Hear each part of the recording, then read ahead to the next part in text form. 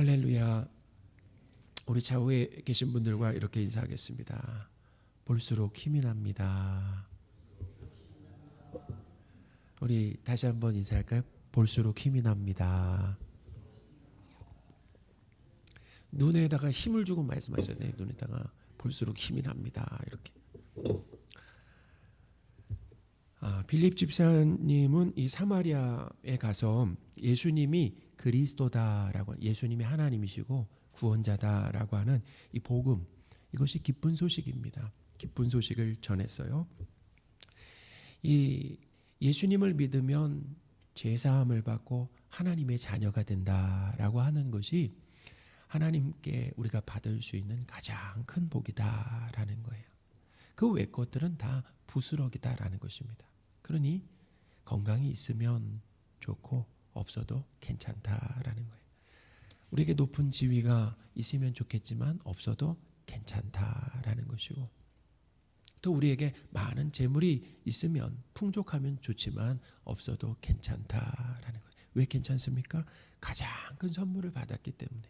그것이 죄사함과 하나님의 자녀가 되는 선물이다라는 거죠. 하나님은 이 땅에서 우리를 하나님 하늘 아버지로서 끝까지 책임져 주실 거고, 그리고 죽음 이후에도 우리를 하나님 아버지 집인 천국으로 인도해 주실 것이다 라는 거예요. 그러므로 우리는 하나님 덕분에 영원히 안전하다라고 하는 것을 믿으시기 바랍니다. 이렇게 빌립이 사마리아의 복음을 전했잖아요. 빌립의 이 전도를 받고 사마리아 사람들은 예수님을 믿고 세례까지 받았다라는 것입니다.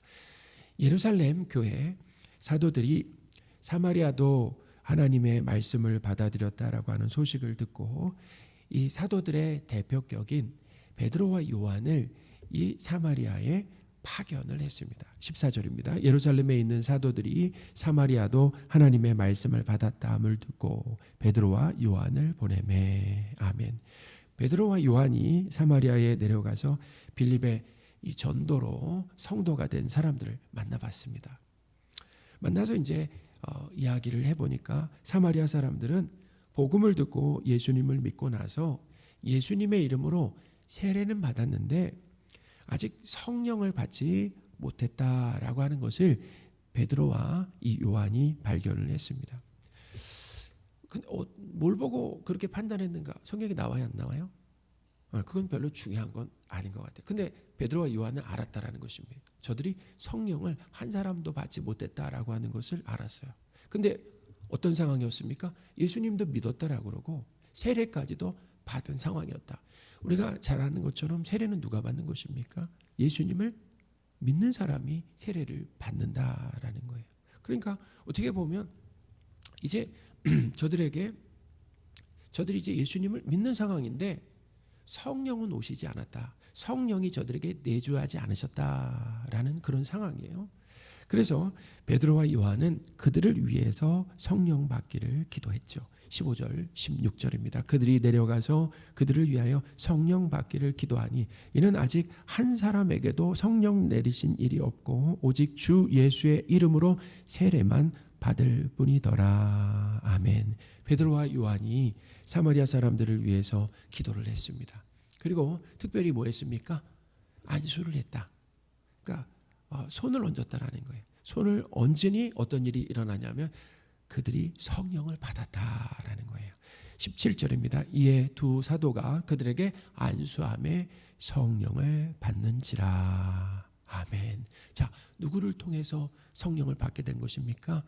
예루살렘 교회 그 대표, 그 사도격인 베드로와 그 요한을 통해서 사마리아 사람들이 성령을 받게 되었다. 그래서 성령이 이제 저들에게 내주하게 되었다라는 거죠.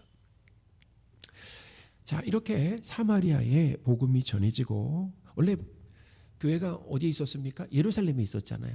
예루살렘에만 있었는데 박해로 인해서 어떻게 해요? 이제 사도 외의 성도들이 흩어지게 됐죠. 흩어졌는데 빌립이 사마리아에 갔습니다. 다들 안 가니까 빌립이 사마리아에 갔는데 그 사마리아에서 복음을 전했어요. 그리고 교회가 생겼는데 특이하고 이상한 점이 있었습니다. 그게 뭐예요? 사마리아의 복음이 전해지고 예수님을 믿고 성령이 이렇게 예수님을 믿고 세례까지 받았는데 이상한 점이 있었는데 뭐냐면 사마리아 사람들은 성령이 내주하시지 않았다라는 것입니다. 그러니까 복음을 듣고 예수님을 믿고 세례까지 받았는데 성령이 내주하시지 않았다라는 거예요. 그러니까 사마리아 사람들은 어떻게 성령 하나님 없이 예수님을 믿고 세례를 받았느냐라는 겁니다. 자, 그럼 그건 가짜 믿음에서 나온 가짜 거짓 구원입니까? 가짜 믿음에서 나온 거짓 구원. 사마리아 사람들은 빌립의 전도를 받고 예수님을 분명히 믿었고 세례까지 받았다라고 했어요. 자, 마술사 시몬도 믿고 세례까지 받았다라고 기록을 하고 있습니다. 12절, 13절입니다. 빌립이 하나님 나라와 및 예수 그리스도의 이름에 관하여 전도함을 그들이 믿고 남녀가 다 세례를 받으니 시몬도 믿고 세례를 받은 후에 아멘. 그러니까 일반적인 이 구원은 성령님이 함께 하시며 구원을 주도하십니다. 성령님이 함께 하신다라는 거예요. 그 구원에 함께 하시면서 구원을 시작부터 끝까지 주도하신다라는 거죠. 그래서 성령 하나님은 이 비신자가 복음을 들을 때는 우리가 복음을 딱 들을 때 함께 하시면서 죄를 깨닫게 하십니다. 그러니까 우리 스스로 죄를 깨닫는 게 아니라 죄를 깨달을 수 있도록 도와주시고 그리고 회개하게 하시고 그리고 예수님을 하나님과 구원자로 믿게 하시는 데 있어서 성도님이 어떻게 하신다라는 것입니까? 전적으로 함께 하신다는. 그리고 예수님을 믿을 때 성령님이 이제 성도와 함께 내주하신다라는 것입니다. 자, 참 어려울 수 있는데 한번 잘 따라오세요. 예수님을 이 하나님으로 믿게 하시고 성령이 이제 성도 안에 내주하신다라는 거예요. 자, 구원의 이 순서는 처음부터 어떻게 해요? 성령님께서 함께 하시며 일하신다라는 거죠. 그리고 택한 백성은 예수님을 하나님으로 믿게 된다라는 거예요. 사도 바울도 이렇게 얘기했습니다. 이 성령의 도움이 아니면은 예수님을 하나님으로 고백할 수 없다. 주로 고백할 수 없다라고 했어요. 고린도전서 12장 3절 말씀인데 우리 다 같이 한번 읽겠습니다. 시작.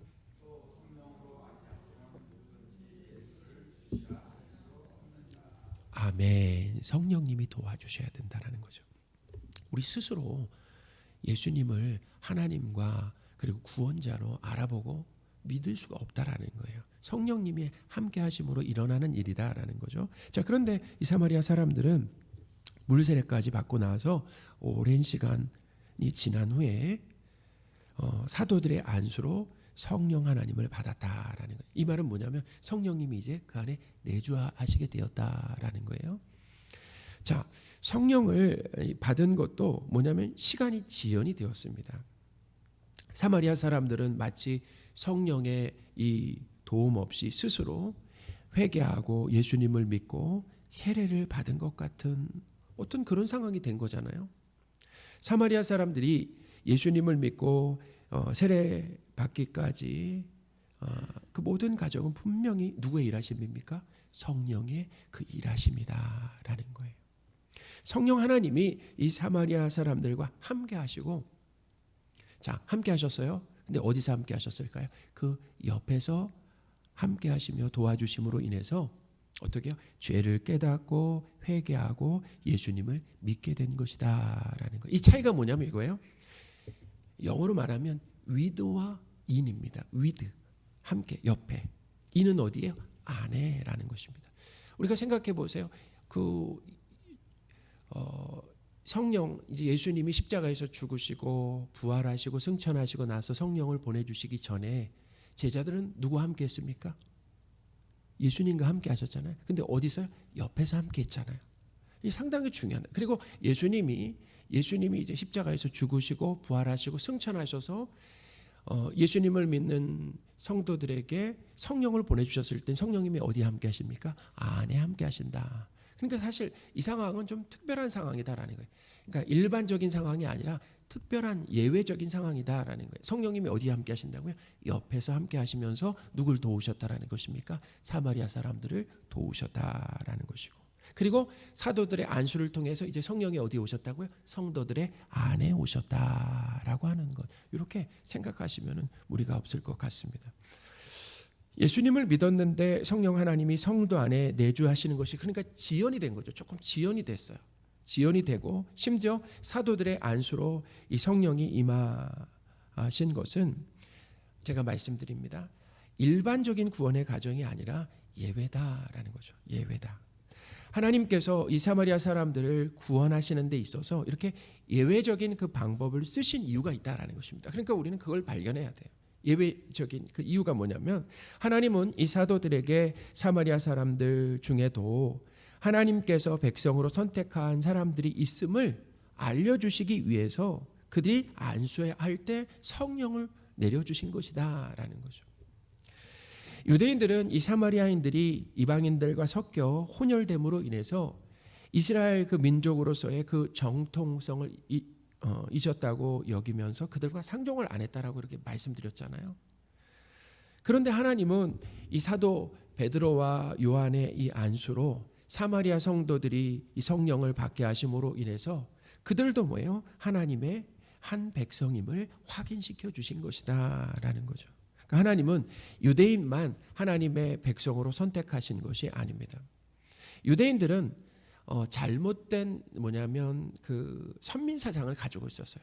잘못된 선민 사상. 그건 뭐냐면 자기 민족만 하나님의 선택을 받았다라고 하는 옳은 선민 사상이 아니라 잘못된 선민 사상을 가지고 있었다라는 거죠. 하나님의 사랑과 선택으로 하나님의 백성이 이렇게 되었다라고 하는 그런 선민 사상이 있어요. 그건 옳고 맞습니다. 선택받은 사람에게 원인이 있는 것이 아니라 선택하신 분에게 원인이 있어요. 그 사랑으로 그 은혜로 선택해 주셨다. 이게 이제 선민 사상인데 유대인만 하나님의 백성으로 선택했다라고 하는 이 생각은 잘못된 선민 사상이다라는 거예요. 하나님께서 이 사마리아인들에게도 성령을 보내주심으로 인해서 그 유대인들의 잘못된 선민 사상을 어떻게 해요? 깨주셨다라는, 중요한 것은 깨주셨다라는 거예요. 그러니까 그들이 가지고 있었던 기준, 틀, 전제, 생각을 어떻게 하셨다고 하나님이 깨주셨다라고 하는 것이 상당히 중요합니다. 오늘은 이 말씀을 통해서 오늘 제가 설교하려고 하는 그 핵심, 중심 내용은 뭐냐면은 하나님은 우리가 가지고 있는 기준과 틀과 생각과 전제를 깨주신다라는 것입니다. 그리고 하나님의 말씀으로 어떻게 해요? 우리의 기준을 넓혀주신다라는 것을 사실 오늘 본문이 우리에게 가르쳐 준다라는 것입니다. 베드로도 유대인 외에 이방인들도 회개하여 세례받고 성령을 받을 수 있다라고 그렇게 설교를 했는데요. 사도행전 2장 38절에서 39절 말씀입니다. 베드로가 이르되 너희가 회개하여 각각 예수 그리스도의 이름으로 세례를 받고 죄 사함을 받으라. 그리하면 성령의 선물을 받으리니 이 약속은 누구에게 있는 것입니까? 너희 유대인 그리고 너희 자녀와 그리고 모든 먼데 사람, 이렇게 유대인이죠. 이방인이죠. 모든 먼데 사람 곧 주 우리 하나님이 얼마든지 부르시는 자들에게 하신 것이라 하고. 아멘. 유대인의 자녀뿐만 아니라 어떻게 해요? 모든 먼데 사람, 이방인들까지도 하나님이 선택하고 부르신 사람들은 뭐예요? 회개하고 세례받고 성령을 선물로 받게 된다라는 거죠. 사도 베드로와 이 요한의 안수로 사마리아인들이 성령을 받은 사건으로 이제 복음을 이방인들에게도 전하게 되는 그 물꼬를 튼 것이다라는 거예요. 어떻게 보면 한 가지 그 사건으로 인해서 누구의 생각을 바꿔주는 것입니까? 유대인들의 생각을 하나님이 한 가지 사건을 통해서 바꿔주신다라는 거죠. 우리가 이제 앞으로 살펴볼 누구의 고넬료 사건을 통해서도 로마의 백부장 고넬료 사건을 통해서도 계속 한 가지 이방인들도 하나님이 선택하셨다라고, 이방인 중에도 하나님의 선택된 백성이 있다라고 하는 것을 어떻게 가르쳐 주신다. 자, 그 과정은 뭐라고요? 유대인들이 가지고 있었던 생각과 틀이 있어요. 기준이 있습니다. 생각을 어떻게 하는 것입니까? 하나님이 부서뜨리고 깨주신다라는 거죠. 그리고 하나님의 말씀으로 넓혀주신다라는 거예요. 사랑하는 여러분, 하나님은 유대인에게 복음을 전해야 할 대상이 유대인을 넘어서 사마리아인들까지다라고 하는 것을 깨닫게 해주셨습니다. 신앙생활이라고 하는 것은 우리가 가진 잘못되고 좁은 틀과 기준이 하나님의 말씀으로 깨지고 부서지며 넓혀지는 과정이다라는 것입니다. 내 좁은 틀과 기준을 고집하면은 하나님의 말씀에 뭐 할 수가 없습니까? 순종할 수가 없어요. 그리고 사람들과 그냥 다툼만 일어날 뿐이다라는 거예요. 하나님께서 성도인 우리에게 하시는 일이 있는데 그것은 뭐냐면 우리가 세워둔 잘못된 기준 틀을 깨고 하나님의 말씀으로 넓혀주신다라는 것입니다. 내가 정해놓은 전도의 대상이 있어요. 그렇죠? 내가 정해놓은 사랑의 대상, 그리고 내가 정해놓은 교제의 대상이 있습니다. 내가 정해놓은 나눔의 대상이 있는데 하나님이 이 틀을 어떻게 해주신다라는 것입니까? 깨주시고 넓혀주신다라는 거예요. 내 틀과 기준을 하나님의 말씀으로 넓혀주시는, 하나님을 찬양하시는 저와 여러분들이 되셨으면 좋겠습니다. 하나님은 예수님을 믿고 구원받은 이 마술사 시몬의 잘못된 틀과 기준도 바꿔주셨어요. 이 마술사 시몬은 사도들의 안수로 사람들이 성령 받는 것을 봤습니다.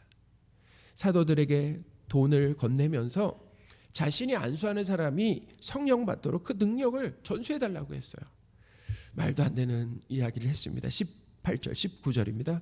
시몬이 사도들의 안수로 성령 받는 것을 보고 돈을 들여 이르되 이 권능을 내게도 주어 누구든지 내가 안수하는 사람은 성령을 받게 하여 주소서 하니. 아멘. 마술사 이 시몬의 요청을 들은 베드로는 시몬에게 하나님의 선물을 돈으로 살려고 한 악한 생각을 가졌으니 돈과 함께 망할 것이다 라고 저주를 퍼부었습니다. 20절입니다. 베드로가 이르되 내가 하나님의 선물을 돈 주고 살 줄로 생각하였으니 내 은과 내가 함께 망할지어다. 아멘. 여러분, 돈으로 이 사도직 그리고 달란트 그리고 직분을 살 수가 있습니까? 없잖아요. 근데 어떻게 보면 초신자라 그럴 수도 있겠죠. 이제 막 신앙을 시작한 초신자라 그럴 수 있는 거 아니겠습니까? 사도직이나 이 직분은 하나님의 뜻과 선택으로 우리에게 선물로 주어지게 된다라는 것을 믿으시기 바랍니다. 사도로 택함을 받은 사람들이 다른 유대인들보다 더 성품이 좋고 하나님을 사랑하고 순종적이어서 그들이 사도로 선택을 받은 것이 아니다라는. 우리가 생각할 때 그러잖아요. 집사가 왔는데 빌립 집사가 왔는데 성령이 임했어요? 안 임했어요? 안 임했어요. 근데 누가 오니까 사도가 오니까 임했어요. 그러면 역시 사도가 더 우월하다. 어떻게 보면 하나님이 사도를 더 쓰신다. 사도가 영빨이 더 좋다. 뭐 이렇게 우리가 생각할 수 있잖아요. 그게 아니라는 것입니다. 이 사도직 직분이라고 하는 거, 하나님이 주신 재능과 달란트라고 하는 것은 하나님의 뜻과 그리고 하나님의 계획 가운데 선물로 주어지게 되어 있다라고 하는 것을 우리는 성경을 통해서 잘 배워야 된다라는 거예요. 그런데 마술사 이 시몬의 생각은 뭐예요? 내 돈으로, 내 노력으로, 내 선행으로, 내 착한 일 등으로, 그러니까 이거 내 능력으로 구원도 받고 직분도 얻고 더 큰 복을 받을 수 있다라고 하는 그런 잘못된 생각을 가지고 있었다라는 것입니다. 여러분, 죄사함이라고 하는 것, 그리고 믿음이라고 하는 것, 성령, 그리고 구원은 내 노력의 결과로 보상으로 얻는 것이 아니다라는 거죠. 우리는 아무 노력 없이 어떻게 해요? 그것을 다 선물로 얻는 거예요. 선물입니다. 선물이다라는 거예요. 우리가 노력하지 않았는데 자격 없는 우리에게 값 없는 것을 주신 것이 아니에요. 공짜 같은 것을 주신 것이 아니에요. 여러분, 우리가 이 구원이라고 하는 것, 하나님의 자녀가 되는 것은 만약에 그것을 돈의 가치로 환산한다라고 환산할 수가 없어요. 그 돈을 우리가 마련할 수가 없다라는 거예요. 성경에도 그러잖아요. 우리가 죄를 지었는데 그 죄에 대한 값을 마련하려고 한다면 우리는 마련할 수가 없다라는 것입니다. 그런데 마련할 수가 없기 때문에 하나님이 뭐예요? 마련할 수 없기 때문에 우리에게 선물로 주신다. 우리를 사랑하시기 때문에 어마어마한 가치가 담긴 그것들을 선물로 우리에게 주신다라는 거죠. 사랑하는 여러분, 하나님은 마술사 시몬의 잘못된 틀과 기준도 깨주셨다라는 것입니다. 하나님의 선물은 돈이나 내 노력으로 얻는 것이 아닙니다. 값으로 따질 수 없는 귀한 보물이기 때문에 무상으로 주어진다라는 거예요. 자격 없는 죄인에게 무상으로 전해주시는 선물이다라는 거예요. 오늘 우리가 본문에서 보는 마술사 시몬을 봐도 알 수가 있잖아요. 시몬의 모습을 보세요. 시몬은 예수님을 믿고 나서 여전히 자신이 높아지려고 하는 것, 그 욕심에 이끌려 살았다라는 것입니다. 돈을 들여서 더 큰 능력을 소유해가지고 더 많은 돈을 한번 생각해 보세요. 내가 돈 주고 그 능력을 샀다라고 한다면 공짜로 주겠습니까? 돈 받고 주겠습니까? 어떨 것 같으세요? 돈 받고 주겠죠. 그러니까 내가 높아지려고 하는 생각이 여전히 구원받은 이후에도 여전히 있었다라는 거예요. 여러분 생각해 보세요. 내가 구원받기 전에 욕심에 붙들려 살았어요. 구원받고 나서 욕심에서 자유롭습니까? 여전히 욕심에 붙들려 살아갑니까? 여전히 욕심에 붙들려 살아가는 것이고, 하나님이 은혜를 주신다라고 한다면 그 욕심을 내려놓을 수 있는 것이다라는 거예요. 그러니까 구원받고 나서 하나님은 우리가 어떤 자리에서 구원받았는가라고 하는 우리의 실체를 보여주신다라는 것입니다. 그럼 우리의 실체를 딱 보니까 우리가 구원받을 만했습니까? 구원받을 만한 자격이 하나도 없었습니까? 구원받을 만한 자격이 하나도 없었다라고 하는 것을 우리는 한두 번이 아니라 정말 셀 수 없이 많이 부끄러울 정도로 감추고 싶을 정도로 느끼면서 살아간다라는 것입니다. 마술사 시몬이 구원받을 만한 자격이 없다라고 하는 것, 언제부터 드러났습니까? 이래 신앙생활 시작하면서부터 드러났다라는 것. 마찬가지예요. 우리가 구원받을 만한 자격이 없는데도 불구하고, 그럼에도 불구하고 하나님이 어떻게 해요? 우리를 사랑하시고 하나님의 은혜로 선택해 주셨다라고 하는 것을 우리는 신앙생활을 통해서 배우게 되는 것이다라는 거예요. 저는 저에게도 깨져야 할 많은 생각들이 있어요. 참 희한한 게 뭐냐면은, 제가 설교하기 하러 올라오기 전에 제 목소리가 괜찮았거든요. 근데 여기 와서 기도했는데 목소리가 이렇게 바뀌었어요. 아니 이게 어떻게, 하나님 설교하려면 목소리를 더 좋게 만들어 주셔야 되는데 이렇게 감기 걸린 사람, 오늘 감기 안 걸리고 저는 이제 목이 상당히 좋았거든요. 오늘 새벽에도 막 하나님 앞에 기도하고 여기 나와서 이렇게 기도하고 오니까 감기 걸린 사람처럼 목이 이렇게 잠기게 되었어. 제가 가지고 있는 틀이 그랬던 것 같아요. 뭐냐면 목소리도 좋고, 그리고 설교도 설교도 논리적으로 재미있게 잘 구성하고, 그리고 얼굴도 이렇게 어디 피곤한 사람 같지 않고 그냥 생기가 넘치는 사람처럼 올라와서 이렇게 설교를 해야 그 설교가 효과가 있다라고 하는 그 생각에 저는 많이 사실은 잡혀 있어요. 근데 제가 이러다 보니까 하나님이 어눌하게 말을 할지라도, 어쩌면 제가 이렇게 피곤해 지쳐서 설교를 할지라도, 두서없이 말을 할지라도 그 설교를 하나님이 쓰실 수 있다라는 거 아니겠습니까? 그 설교를 통해서 성도들이 예수님을 만나고, 그 설교를 통해서 은혜 받을 수 있다라는 거 아니겠습니까? 그것은 바로 뭐냐면 제가 가지고 있는 설교에 대한 이 틀과 전제와 기준을 깨주는 거 아니겠어요? 우리가 사도행전을 보면서도 알 수 있잖아요. 성령 충만했는데 어떻게 됐습니까? 그때부터 사역이 승승장구할 줄 알았는데 순교하게 되는 일들이 일어났습니다. 성령 충만하여 설교했는데 회심한 것이 아니라 돌을 던지는 이런 일들이 일어났다라고 하는 것. 그러니까 우리가 신앙생활하면서 갖는 분명히 기대가 있어요. 예수님을 잘 믿으면, 순종하면은 하나님 내 삶을 무탈하게 만드시고 또 나에게 복을 쏟아 부어 주실 것이다 라고 하는 기대가 있겠지만, 사실 우리의 현실은 그렇지 않습니다. 우리가 최근에 새벽마다 욥기를 보고 있잖아요. 욥은 하나님, 그 신앙이 하나님께도 인정받는 자였네. 악에서 떠난 자다, 정직한 자다, 하나님을 경외하는 자다라고 하는 인정을 받았는데, 정말 어떻게 그런 고난을 받을 수 있을까 할 정도로 정말 고난과 고통이 심했고 오래되었다라고 하는 것을 알 수 있잖아요. 그러니까 우리가 가지고 있는 그 틀과 달라요. 순종하면은 하나님 복을 주신다. 근데 그럼 욥은 순종했으니까 복을 주셔야 되는 거 아니겠습니까? 근데 복이 아니라 의인에게 뭐가 있었습니까? 고난이 있었다. 견디기 어려운 고난이 지속됐다라고 하는 것을 우리가 성경에서 배우는 거 아니겠습니까?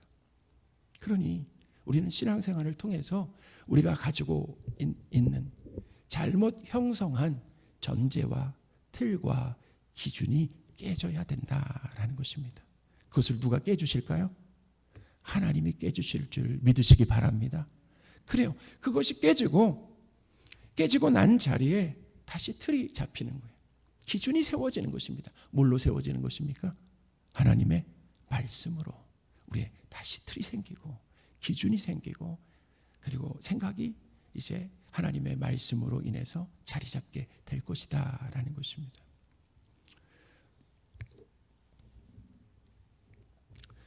사랑하는 여러분, 우리가 하나님의 자녀가 될 만한 자격과 공로가 있어서 구원받은 것이 아닙니다. 죄된 삶에서 돌이키는 회개, 예수님을 믿는 것, 성령이 내주하시는 것, 하나님의 자녀가 되는 것은 모두 하나님의 선물이다라는 거예요. 자격 없는 우리에게 하나님의 선물을 쏟아 부어 주신 하나님께 감사하시는 저와 여러분들이 되셨으면 좋겠습니다.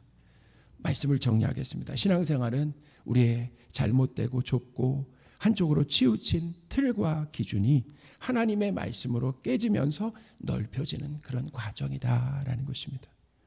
전도 대상자를 정함에 있어서 내 뜻에 따라 선별하는 것이 아닙니다.